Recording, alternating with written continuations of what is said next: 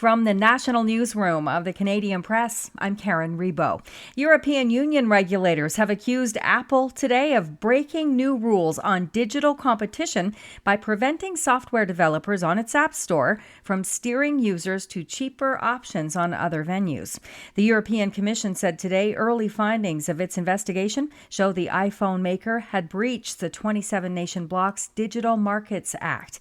Apple says it is confident that its plan complies with the law. Finance Minister Chrystia Freeland and International Trade Minister Mary Ng are expected to make an announcement this morning regarding a federal plan for potential tariffs against China, all aimed at protecting Canada's electric vehicle supply chain. Before Canada can impose any new tariffs, an anti-subsidy investigation must be completed by the Canadian International Trade Tribunal.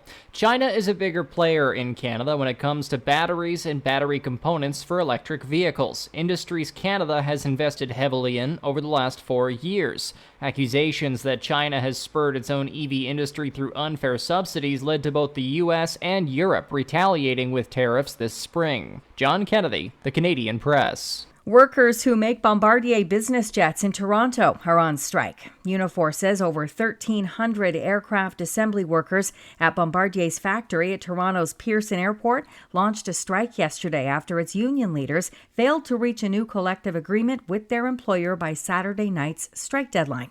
The union says talks would resume this morning and that both parties remain committed to continuing the bargaining process. Voters head to the polls today to elect a new member of parliament for the federal riding of Toronto St. Paul's. The Liberals have held the Midtown Toronto riding with ease for the last 10 elections. Inmates at a maximum security prison near Port Cartier, Quebec, have been evacuated from the facility as a couple of wildfires rage north of the city. Correctional Service Canada says inmates have been moved to other secure federal correctional facilities. The Port Cartier institution has been associated with several notorious criminals, including serial killer Robert Pickton, who died last month after an assault at the prison by another inmate. And it's game day. Hockey's coveted Stanley Cup will be won tonight by either the host Florida Panthers or by the surging Edmonton Oilers, who have come back from 3 games down to force this all-important Game 7. Oilers fans will be watching from all over the country. Derek Damone is a big Oilers fan in Sydney, Nova Scotia. He's been getting lots of messages of support from friends because he's long made his support for the team obvious on his own body. A lot of people, when they think of the Oilers, I guess they think of me. If I'm not wearing an article of Oilers, or whether it's a hat or a hoodie, then I'm not out in the public. Damone's home is something of a shrine to his favorite team, too, with several Oilers flags flying outside. This is the Canadian Press. In sports, the Edmonton Oilers now 1 win away from completing a memorable comeback in the Stanley Cup final.